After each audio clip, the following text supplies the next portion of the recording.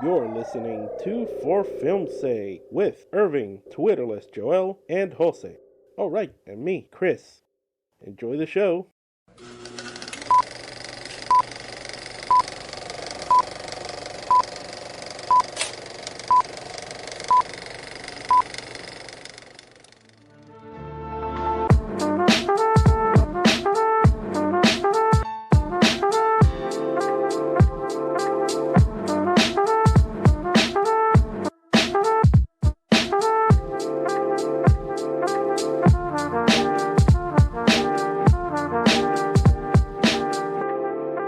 Hi and hello. This is a new episode of For Film's Sake. Remember to follow us on our Instagram, For Film's Sake Pod, and also look for us on our YouTube at For Film's Sake 1. Chris here with all of you, and with me, I have the gang is here. Irving is here. Hi, everybody. Twitterless Joel is with us as well. Always glad to be back, people. Hi. And as I always say on my hypothetical right is Jose. Hello. We always try to kind of keep it positive here because, there's a lot of negative going around. But let's go a little, I don't want to say negative, but let's go a little spicy here in this episode of For Film's Sake. We're going to talk about a very, I don't want to say we're going to be divisive, but our topic today is unpopular opinion miscasts. What we think are miscast in our opinions, of course. That should be quite the fight here. No, not fight. No violence here. Who wants to start? I know Irving's chomping at the bit. What makes you think that? You know what actually I'm doing?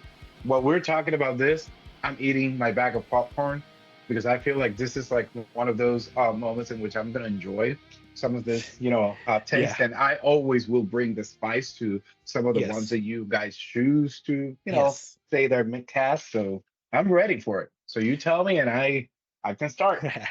So before we go with Irving's choice, just to put the context, right? Sometimes you'll watch a movie and the movie's good, but sometimes you'll see an actor doing a role and you think, boy, this actor is a good actor, but I'm not sure I like this actor in this role. There are so many examples of that. And, we're going to give some of our own. I have some of my own major ones, which are the ones that I think we want to focus on here. I have minor ones as well that I could say them here into the microphone, pounding the table. Nobody's going to give a crap about it. So we'll talk about some of the majors, and if some of the minor ones come up, then we'll do that. So, Irving, you want to start us off? Of course, I'm ready. Go for So it.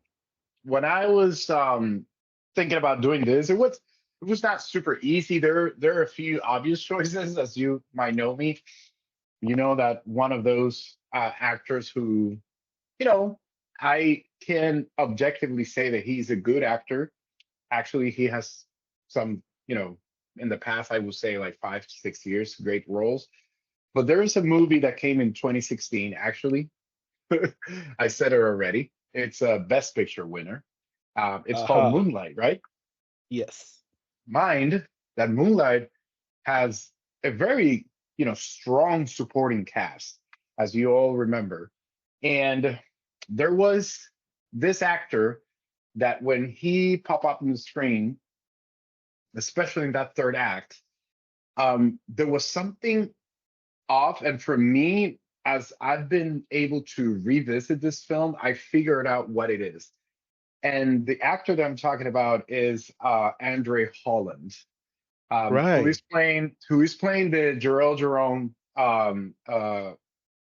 role, but in an adult, as Right, an in the adult. third act. In the third act. Yeah, in the third act. And the reason I figured it out at the beginning, I did not know. I used to say like, oh, I said I didn't like him. He didn't match with, Trevante Rose and all of that. It was nothing, compared to that, or it was nothing related to that. What really kind of like threw me off is that I don't think that Andre Holland's character matched the energy that Jarrell Jerome's character, I think his name was Kevin, I think, um, had in the movie. And for some reason, for me, it kind of made me feel that we were talking or we were looking at a different character. Now, Okay. mind that this is popular opinion because I have heard lots of people loving Andre Holland's performance. Listen, that last shot of that movie still breaks me. And I have to say that it's not because of him, it's because of Trevante Rowe's vulnerability. And we can talk about Moonlight for hours. But Yes. yep, Andre Holland is that guy. And I have to say, keep your eye on Andre Holland because later this year, his movie that was premiered at Sundance called Exhibiting Forgiveness will come out, and he nailed it in that role. My God. So there's nothing against this guy, no more. I also watched that film. It's really, really good. Yeah, Premiere at it's a Sundance. Yeah. Andre great, Holland great, great. is really excellent on that film. Yeah, Very yeah, good. he's really excellent. That's and I tend to agree with you, Irving. In fact, I mean, if you, I don't know, I should check out Jarrell Jerome's age, but I think a few years later, when they see us, he played both the young version and adult versions of the character that he did. Because if you remember that limited series from Yeah, Ava DuVernay, Ava DuVernay. they had different actors for the Central Park Five. They had young actors and older actors for the two versions, except for Jarrell Jerome's character, who played both. So yeah, Moonlight was earlier, so maybe why not uh, age Jarrell Jerome a little bit? I mean, you know what? I think that it's very difficult, maybe well, there probably is a reason why Ava DuVernay cast him, as that character throughout the entire series. And I don't think it's that easy to kind of like look somebody who looks or who can play Jarrell Jerome's as an adult. I think it's maybe that, but I don't know. I know Sure. that there are people here who might have to, say something about this hot take of Yeah. mine. Go ahead, Joel. I knew it I was him. just, yeah, no, no. I disagree, of course, with Irving, but I just wanted to add that you mentioned something. It got my attention, about the age thing. We know that Jerome did a great job playing himself. Sorry, himself not, but his younger version character and his adult version in When They See Us. But that's one of the few times that works. This is my contribution to this episode today. Um, and it is that, for example, I have a gripe with Jane Stewart's character in It's a Wonderful Life. Like Jane Stewart's performance. And you might say, oh my God, Joel, how can you do that? It's one of the best performances ever of all time, especially from Jimmy Stewart. Yeah, the adult version of that character. But I can't see him playing uh, his young teen self in that movie. It feels so out of place because I Yeah, at I least I I see it. know, yeah, I know that he's older than that, and seeing him play a kid or a teenager for that matter, it's so uncomfortable to watch. I don't know. At least there is a Wright, which I think plays his future wife in the movie, um, makes more sense. Let me confirm if it's Teresa Wright. But anyways, well, while I look for that, another actor that also, but this is in the other side. Um, that also has a problem with that is Robert De Niro in Irishman. Um, his Yeah. older version, it's very well played, but I couldn't believe the younger version of Robert De Niro in that film, especially when he fights with, I think it was the person in charge of the cafeteria, the lead, something like that in the Right. movie. When he goes to defend his daughter, um, I couldn't believe that fight. He looks much older than his older version in that film, in that scene alone. So there's that. That Um, that's just tough to do. Anytime you have to age a character, it's just tough to do because you have to, you have to do like a perfect blend of, because sometimes you want to go with talent, but sometimes you have to opt for maybe not a person with name, but sometimes the look. I mean, to give you an example of uh, a good version of that, I recently saw Penny Marshall's A League of Their Own, and there are two versions of the Gina Davis character, one older and one younger, and they're different actors, and they look alike. exactly. You can You do that. You can how hire a younger actor, which is ironic for Robert De Niro because he played the younger version of um oh my God, Vito Corleone in The Godfather. yes, He yes, plays the young I forgot the actor. Correct me if I'm wrong. By Marlon the way, Brando. Marlon Brando. Thank you. By the way, it's Donna Reed who plays loves Jimmy Stewart loves interest in It's a Wonderful Life. Sure. So anyway, yeah, it's ironic, because in that movie they did it in the Godfather Part 2, but here in the Irishman they don't. So it's like, come on, you can do it, even though Okay. special visual effects are better now than in the 70s. So I like that. yeah. I like that.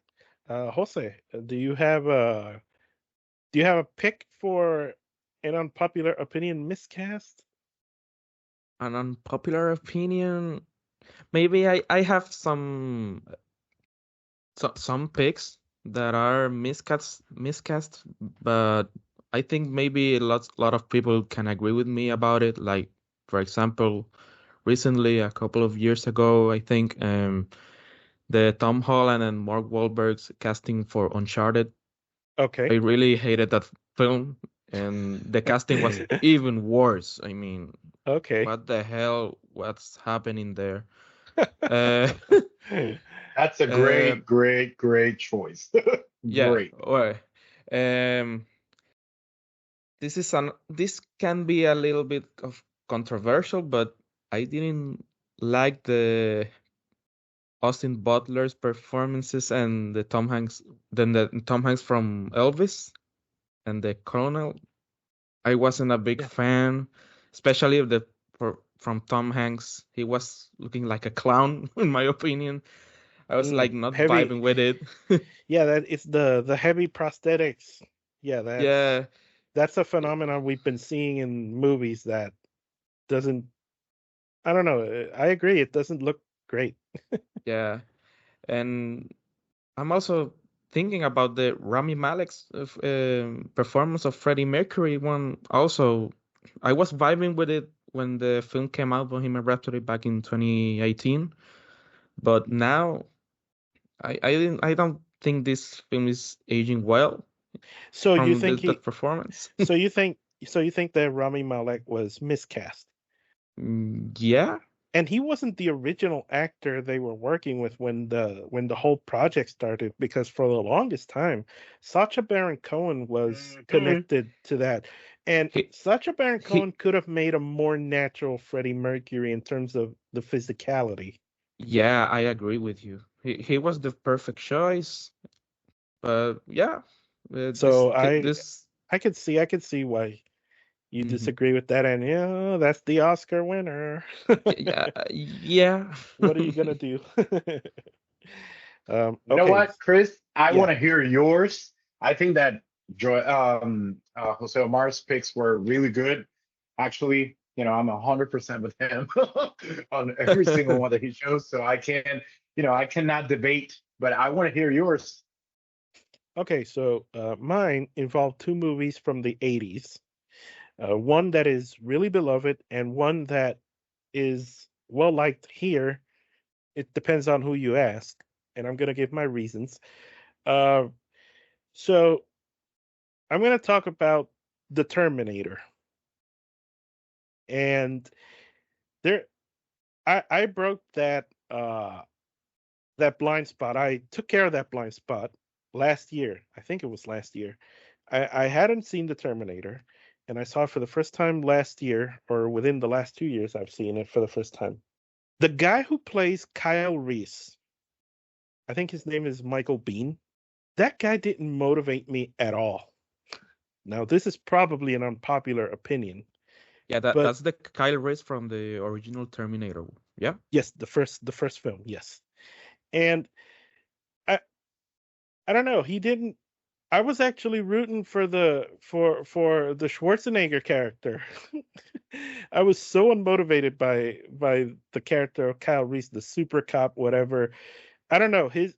I'm sure Michael Biehn. I've seen his filmography. Has a great filmography, and I'm sure that he's a fine actor in other things he's done. And I'm gonna say the same thing about the other guy I'm gonna mention. But I don't know. This is supposed to be like a character who sets things in motion. And I'm sorry, I saw the second film, Judgment Day, and I forgot about that character. I think it's half the actor who I didn't think was appropriate for that role, and I think it's also the other half the character and how the character was written, because that character at the end of it all was. I, should I say spoiler alert? That movie's 40 years old. People should see it by now. But Shoot you know, it. but that character was a glorified wham bam, thank you, ma'am. Here, congratulations, you're pregnant. Bye. I'm dead. So I wasn't totally motivated. So come at me, Urban. Come at me. I think I have a soft spot in my heart for Michael Biehn, especially after watching, The Rock. And I think I watched The Rock first or before I watched the Terminator. So for me, I think Sure, in the Terminator he was serviceable. I think he was just, okay. I think that this show belonged in the Terminator to, Arnold Schwarzenegger's sure. character. So for me, And I, it didn't hurt. So I don't, I'm not gonna fight with you on this, Chris. yeah. I'm not. And and as I said, I'm pretty sure he's a fine actor in some of the other roles he's done. But for that role, I just didn't feel it. And I'm gonna go with another movie from the '80s. Movie called. I probably talked about this with you guys before. A movie called Manhunter. Michael Mann directed film. Um, I didn't feel the performance from William Peterson, who played Will Graham, who was supposed to be the lead character of that film. Um, I'm not going to say anything about Brian Cox's uh, Lecter, because so good, but I didn't feel that character very much. And that got even worse when I saw. Now, the movie has its issues. I'm going to talk about the other one, the other adaptation of that book, which is called Red Dragon. Ed Norton played a much better Will Graham than William Peterson. And again, the same thing I said about Michael Biehn. I'm sure that William Peterson is a fine actor in some of the other roles. His filmography is vast, but his his Will Graham was not one that I was motivated by. I actually was rooting for Lecter to eat him in the cell. but Uh, but I thought that Ed Norton had a more had a more convincing turn as Detective Will Graham in the Red Dragon adaptation. Look, I'm a huge fan of CSI, especially CSI Las Vegas, where is William Peterson is famous for. Um, Yes. but I have to agree. Like, I saw Manhunter, and even though the movie is good, it's a Michael Mann film, Um, yeah, he is not one of the best parts of that film. And having seen also Red Dragon and knowing the quality that Edward Norton always brings to his roles, yeah, it's a very big gap, between both of them. Edward Norton is very good in And Red they're Dragon. I different agree. and they're different. They're different adaptations. Even though the the important parts are the same, but the way they're adapted, they're so different. So much more so different. And I don't like going into the comparing thing. It's not that different from when you compare Jokers. I don't like to do that, or compare people who played the same character, but as far as performance goes, yeah.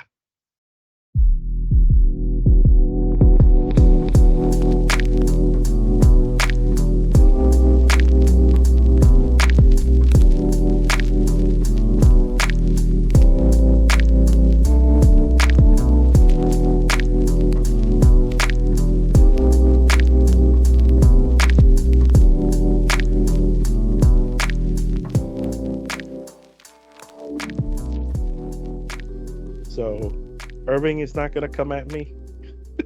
No, I'm not. And the reason is because I think that Manhunter is it's probably one of my least favorite Michael Mann's films. So and I think that William Peterson, it's not adding the great parts of that movie either. So and yeah, but I think it's also unfair to compare uh Edward Norton with William Peterson, especially because I think that um Edward Norton's character probably had a little bit more to do. And that's probably my 2 cents there, but it's okay. I've been thinking about this topic for a while because I was watching. This is going to be a minor story, but I was watching this underseen show, a very underseen show called Mr. Mercedes, which stars Brendan Gleeson. And in the third season, they have a villain who's supposed to, be, well, a serial killer type. And the guy who plays him, apparently he's a Tony winning award actor or something like that. He's won awards for stage acting, not a Tony, but he's won award for stage acting. I even forget the name of the guy. But the guy overacted in every scene by screaming, and I thought my ears were gonna blow up. He screamed so much. And I was like, this guy is the most terrible miscasting I've ever seen of any character. And I was thinking about that topic for this, and I said, how could I do it? And I have a lot of minor other miscast ideas, but nobody's gonna care if I say something about what I think of freaking James Franco in Oz the Great and Powerful. Nobody gives a crap about that movie. I have a few, Okay, go for it. and I welcome anybody to comment me. And the first one that I'm gonna say, it's probably arguably one of my favorite movies in the last probably like 15, 20 years, and it is Moneyball. Oh boy, So this is gonna be good. there, yeah, I would say that as much as people love his role in getting that Academy Award nomination, um, I think that I've always had a hard time with Jonah Hill's performance, Okay. not character, but Jonah Hill's performance, especially because the movie's coming off the tails from another amazing film of 2010. And always thought, what could have Andrew Garfield done in that role? Or what could have somebody, even like Jesse Eisenberg, could have done in that role? I think that he did, it's a good, okay role, I would say. Moneyball is not great as it is, in my opinion, because of Jonah Hill's character performance. So yeah, that's my hot take and unpopular opinion. I think that Well, somebody else could have done it. I'll tell you what. Um, so in That's interesting you mentioned Jonah Hill in Moneyball because in a way, you could say that his character is actually a fictional character because they changed the name of the real life person who was involved, who Yep. was Billy Bean's assistant. Billy Bean's assistant, his name is because his name is Paul Di Podesta, and in the movie he's called Peter Brand. So I guess they changed the name, and Jonah Hill looks nothing like Paul Di Podesta. In fact, Andrew Garfield, as you mentioned, looks more like Paul Di Podesta than Jonah Hill does. But I guess Well, I with the did not know name, that. yeah, no, definitely. Paul Di Podesta does not look at all like. But I guess with the name change, they could do some more creatively free things. And historically speaking, in terms of the sport as it is, they missed a lot of details, but I get that that's not the point. So I I, I tend to agree with you in that sense that Jonah Hill probably is miscast because uh he's literally not the same person. They actually changed the name, and I guess that with the name change they went into another, into other creative decisions for that character. But yeah, no, Yeah. Paul D. Podesta does not look anything like Jonah Hill. Well, I mean, and I did not know necessarily that. I always heard that his character was based on, you know, multiple people, like more than one, I think. So Okay. I did not know that, right? I'm just saying like what I've just probably heard or read, not from a credible source, I guess. But I would say that Jonah Hill, yeah, it's been sitting with me for a long time, but I still do love Moneyball because the things that work on that film really effing work. Like it's Yeah. as you know, it's incredible. So yeah, maybe you'll hear me talking about that movie later this year, right? Yeah, definitely.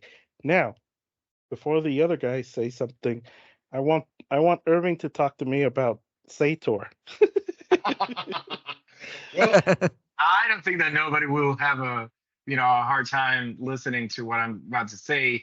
That role should be completely eliminated for the filmotech of anybody, especially from Christopher Nolan's like filmography. I despise Seder, but I think that I despise it more because of the performance of Kenneth Branagh. And this had nothing to do with Kenneth Branagh as an actor. I think he's good when he needs to be good, and in this one, he forgot what is to be good, in my opinion. So I just have I one hated question. it. I just Yeah. have one question. I just have one question. If he eliminates the the phony Russian accent, would it be better? No, because he would probably have to wear like high heels because he's so small and so unintimidating, and he's pretending that he's very intimidating, and he doesn't look, act, and sound intimidating. So that's why that role does not work at all. Is and even less next to Elizabeth Debicki. Yeah, Like I it, was gonna say it's that. I was gonna insane. say that. You pair It him next doesn't. to Elizabeth Debicki, who's like 7 feet tall. No, she's not And 7 feet tall, Kenneth but she's Kenneth pretty has tall. played villains in many other films, and I've Yes. never felt so bad about this. Like it was like not what the movie I think needed. And I probably am in the minority. People will say like, "Oh, that didn't bother me." Well, it did bother me, like very much. So you're saying, so Irving, you're saying that he needed the Russian accent to seem more intimidating. No, he did not. No, he just needed to disappear. He needed to be killed within the first 20 minutes. And I think that the movie would have been equally as, fast paced and high tense and, you know, innovative, whatever Christopher Nolan tried to do. Kenneth Branagh in this film should not exist, man. I am sorry, and I know that and I know that you have other good takes on villains, but I will die on this hill. Nah, not for me at all. Oh, and don't get me started with Matt Damon and Interstellar. I'm just gonna stop. What do you think, Oh guys? my. Should we? Should we? No, but that's Yeah, not a yeah, yeah, miscast. but No, but Keep that's not a talking, Irving. Keep miscast. talking That's not a Come, about. miscast. come That at was me. wait, wait, Come wait, at wait, wait, me. wait, wait. But that's not a miscast. That's more of a not so good screenplay decision. I don't You're think right. it. You're right, but it doesn't add anything positive that it's Matt Damon. It's too distracting. It's really distracting. And no, no, no, no. But I'll say this.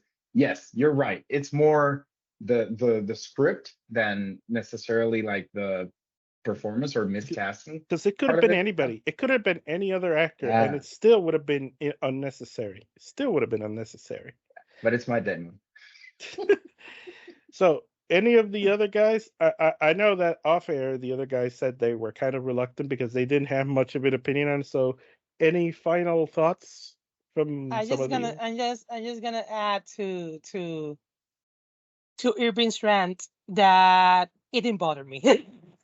It didn't bother me at all, Sater. So hate me, Irving.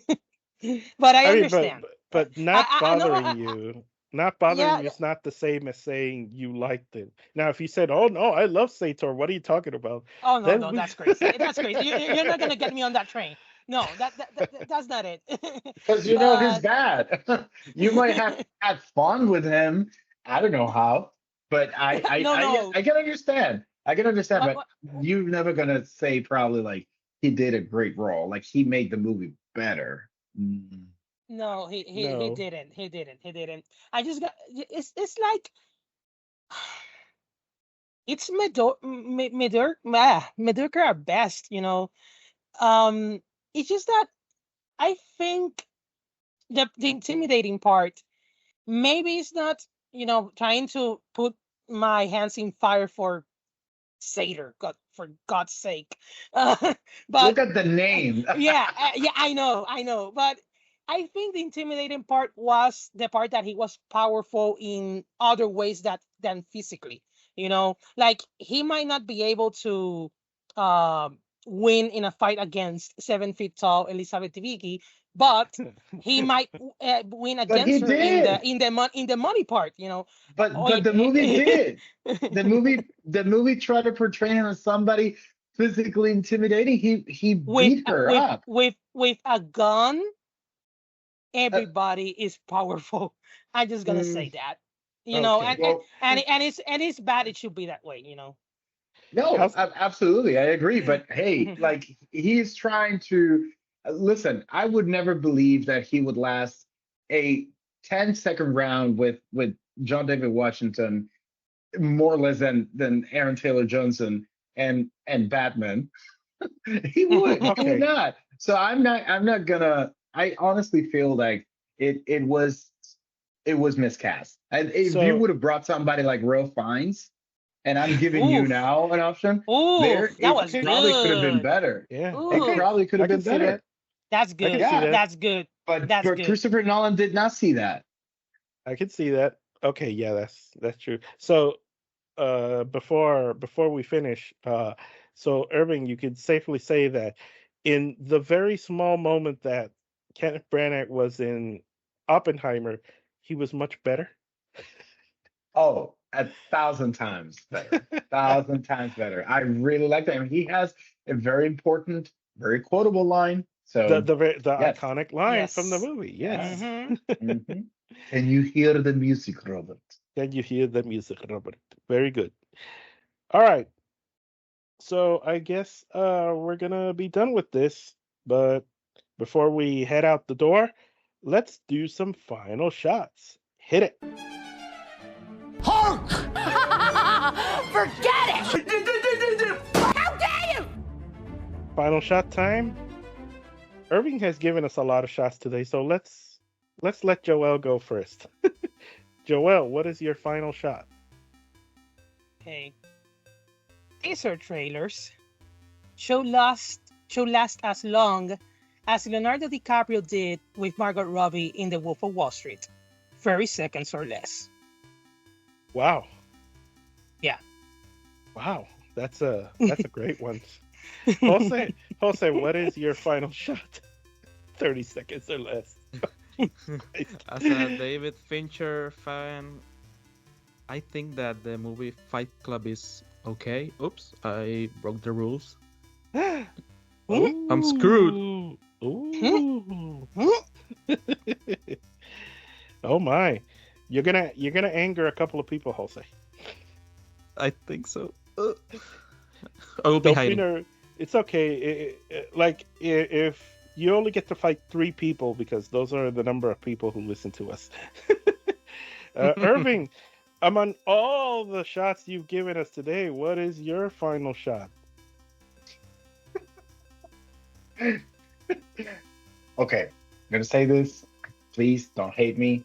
I love her so much, but going over the same miscast.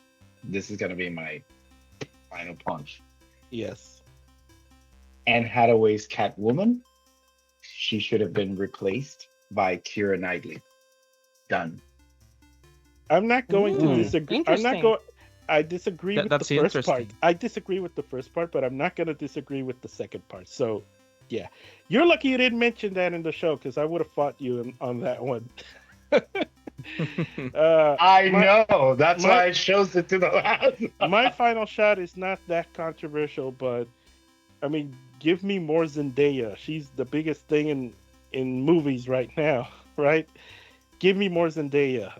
We had, two of probably the best movies this year. She's the star of, and she is electrifying in both. So give me more Zendaya. Yes, please. I sense no disagreement here. No disagreement at all. No. She's great in No. everything so far she has Not at done, all. and she has grown as an actress from Disney Channel to till now. She has grown a lot. So I agree. Perfect. Well, that's our show. Thank you for listening. Remember to something socials. You'll hear it after we go. So thank you for listening. Tune in to us next time. We are out. Thanks for listening. Find our episodes on Spotify and YouTube. Also, follow our Instagram for Filmsake Pod.